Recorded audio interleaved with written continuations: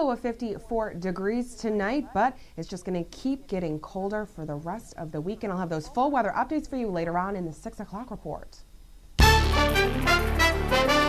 WVTT's World News Roundup. Thousands of demonstrators angry over the anti-Islam video battled police near the heavily guarded diplomatic district, demanding access to the U.S. Embassy. More demonstrations are expected today. CNN's Reza Sayah samples public opinion in the capital.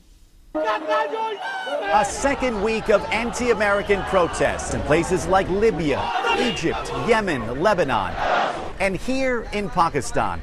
Most of the protests have been small and peaceful, with crowds numbering in the hundreds.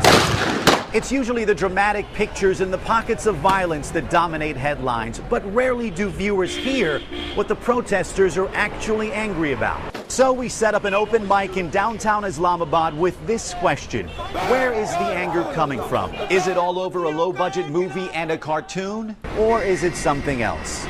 They are angry about the movies. The reaction is natural. No one wants their religions to be insulted like that. We don't have any personal tussle with the non-Muslims. We respect you, you should respect us. It's just because of the movie. This is our religion, this is a part of our life. Nobody can tolerate the hurting of the religious feelings of any community. Because not only for a movie, because many anti-religious movies have come out. They're not just angry because of the movie. They have their personal political issues, their personal problems. They're agitated because of this whole anger of poverty and unemployment. People who are expressing their anger is their rights have been violated everywhere in the world. They're angry about the wars. Many rich people and there are many poor people. So the difference is very large. There's lots of gap out there.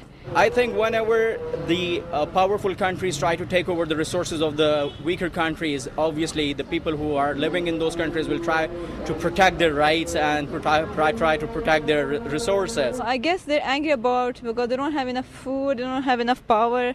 So they're angry because of that, not just because of a simple movie. The world only needs, I would only say, love for all, hatred for none policy. And every country, all should have the equal rights. The movie, inequality in U.S. policy in the region. Pakistanis say that's what protesters are angry about. Pakistanis condemn the violence, but they say until those issues are addressed, Muslims will probably keep protesting even after the movie and cartoon are long gone. Reza Sayah, CNN, Islamabad.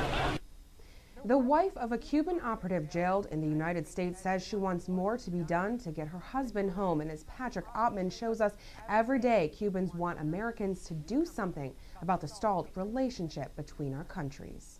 At a rock concert in Havana, music mixes with politics. This show is being put on by the Cuban government to call for the release of 5 Cuban intelligence operatives being held in the United States. Their faces are everywhere in Cuba. Called Los Cinco, the Five, they were convicted in Miami of infiltrating hardline Cuban XL groups. U.S. prosecutors convinced a jury that some of the operatives engineered the 1996 shootdown of 2 Brothers to the Rescue planes heading towards Havana. Supporters and relatives in Havana say the men were in the U.S. to protect Cuba from terrorism. The Cuban Five are like a relative for any Cuban. And then any person can see a brother, a son, a husband, a father. That's a reality. Sometimes I get jealous because of that, because I said Ramon is for me, but I know that Ramon is for everybody in Cuba because they are considered heroes because they defend the people from death. The case of the 5 is just one of a long list of issues where the United States and Cuba hold radically different viewpoints. And while the candidates have their own approaches to Cuba, they share a similar vision of a post-Castro Cuba. Going forward, we'll continue to seek ways to increase the independence of the Cuban people, who I believe are entitled to the same freedom and liberty as everyone else in this hemisphere. I want to be the American president that's proud to be able to say that I was president at the time that we brought freedom back to the people of Cuba. I will fight to make that happen. I will join you to make that happen. We will bring freedom to Cuba, and we'll promote freedom throughout the world. Cubans in Havana we talked to said they wanted the next U.S. president to immediately lift the 5 decades-old trade embargo on Cuba. In Cuba, we have many problems because of the embargo. I don't know why Obama didn't lift the embargo. He did nothing like all the other presidents. They should know that Cuba wants to be free, sovereign, and that's it. They have been influenced by the anti-Cuban mentality in Miami.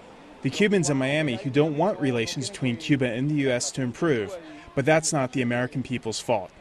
But the lifting of the embargo isn't likely to happen anytime soon. U.S. officials say not until Cuba improves its human rights record, holds free and fair elections, and releases the State Department contractor serving a 15-year sentence at this Cuban military hospital. Contractor Alan Gross was convicted of bringing in banned communications equipment as part of a program to promote democracy on the island. This week, Cuba again offered to negotiate a, quote, solution to his case and that of Los Cinco. So far, the U.S. has turned down any discussion of a possible swap. Elizabeth Palmero knows it may be many more years before her husband returns to Cuba. You feel your husband's mission was very important, what he was doing. Would you want him to do it again if you could redo your life? Probably he will do it again. If it's necessary, he will do it again to defend his people.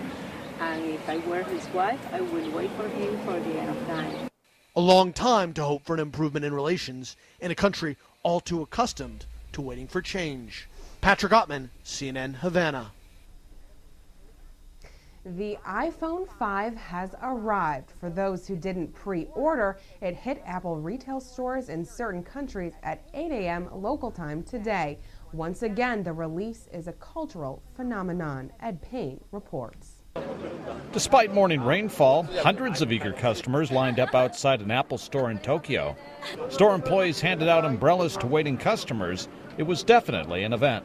It's almost like a festival, like people just camping on the right center of Ginza, just drinking and playing and talking to each other. And it's not really just about buying the phone, it's just enjoying the party, really. In Sydney, Australia, customers camped out in tents and folding chairs.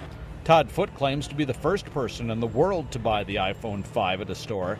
An Australian network caught up with him in line. Been waiting here since Tuesday midday, so I think that's about 70 hours so far. In London, a passerby found two people offering a seat in line to raise money for cancer research.